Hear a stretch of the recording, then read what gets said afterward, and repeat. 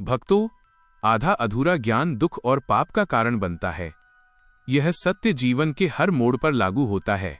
इसलिए हम आपसे करबद्ध प्रार्थना करते हैं, इस सच्ची घटना को अंत तक जरूर सुनिए, क्योंकि ये घटना आज भी करोड़ों लोगों के दिलों में बस चुकी है, जो इस बात का प्रमाण है कि हनुमान जी आज भी सशरीर धरती पर मौजूद हैं।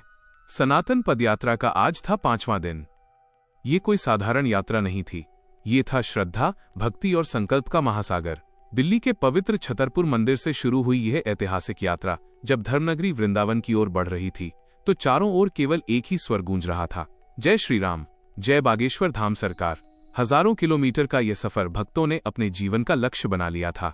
लाखों भक्त भक्ति के रंग में ऐसे डूबे थे कि सूरज की गर्मी भी उन्हें महसूस नहीं हो रही थी। आचार्य धीरेन्द्र कृष्ण शास्त्री जी स्वयं एक साधारण पदयात्री की तरह सबके साथ कदम से कदम मिला रहे थे। पदयात्रा में हर वर्ग, हर कोने से भक्त उमड़े थे। आप देखेंगे तो दंग रह जाएंगे। कोई 80 साल के वृद्ध अपनी पोती को गोद में लेकर चल रहा था, तो कोई युवा अपना करियर दांव पर लगाकर राम का नाम जप रहा था। यहाँ न कोई जाति थी, न कोई भेद, बस था तो हिंदुत्व, सनातन और राष्ट्रवाद का एक ही भाव। पदयात्रा फरीदाबाद के पास एक गांव से गुजर रही थी। यात्रा की भारी भीड़ के कारण माहौल पूरी तरह से ऊर्जामय था, लेकिन इस महासागर के बीच एक कोने में एक माँ अपने दिव्यांग बेटे को गोद में लिए बैठी थी। उसकी आंखों में निराशा के आंसू थे, पर होठों पर राम नाम का मंत्र। वो बस एक पल चाहती थी जब वो अपनी अर्जी बागेश्वर धाम सरकार तक पहुंचा सके। भीड़ इतनी थी कि शास्त्री जी तक पहुंचना असंभव था। माँ ने हिम्मत हारी नहीं, उसने मन ही मन बालाजी महाराज को पुकारा, हे प्रभु, क्या मेरी पुकार आप तक नहीं पहुंचेगी? और तभी एक अद्भुत चमत्कार हुआ। शास्त्री जी, जो कुछ देर पहले भक्तों से बात कर रहे थे, अचानक रुके। उन्होंने भीड़ की ओर नहीं देखा, बल्कि सीधे उस माँ की ओर देखा जिसने उन्हें मन से पुकारा था। वो तुरंत अपने सेवकों को संकेत देकर भीड़ को चीरते हुए माँ के पास पहुंच गए। शास्त्री जी ने उस माँ के सिर पर हाथ रखा और कहा, माँ, तुम्हारे दुख हमें दिख रहे हैं, तुम्हारे आंसुओं का हर एक कण हमें महसूस हो रहा है। चिंता मत करो, बालाजी महाराज सब ठीक करेंगे। बस अपनी भक्ति और श्रद्धा को कभी कमजोर मत होने देना। माँ ने शास्त्री जी के चरण पकड़ लिए। उनके आंसू खुशी के थे, कृतज्ञता के थे।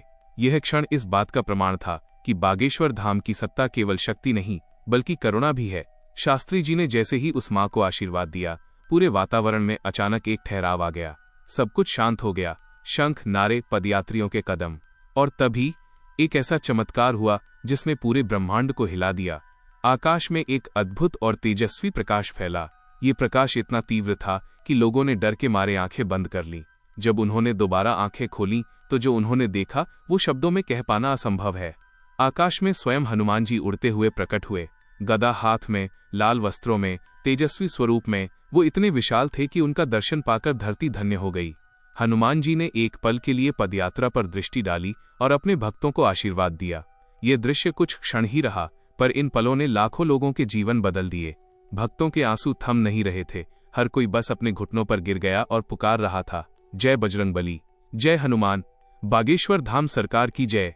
जब हनुमान जी का दिव्य प्रकाश विलीन हो गया, उस क्षण बागेश्वर धाम सरकार बोले। उनकी आवाज में गहरा भाव था, भक्तों, ये हमारी शक्ति नहीं, ये हनुमान जी की कृपा है। यह सिद्ध करता है कि बालाजी महाराज की शक्ति इस पदयात्रा के साथ है। जब जब सनातन पर संकट आता है, हनुमान जी अवश्य आते हैं, अपने भक्तों की रक्षा करने और सत्य का मार्ग दिखाने। उन्होंने आगे कहा, याद रखो, आधा अधूरा ज्ञान दुख और पाप का कारण बनता है। ये आपको भ्रमित करता है, इसलिए हमेशा भक्ति और श्रद्धा से पूर्ण ज्ञान प्राप्त करो। सच्चा ज्ञान वही है जो आपको श्री राम के चरणों से जोड़ता है। भक्तों, ये कोई कल्पना नहीं, ये सच्ची घटना है जो सनातन पदयात्रा के 5वें दिन हुई थी। इस घटना ने हमें सिखाया है कि भगवान हमेशा अपने सच्चे भक्तों के साथ होते हैं। इसलिए हम चाहते हैं कि यह सत्य, यह दिव्य दर्शन आप घर घर तक पहुंचाएं।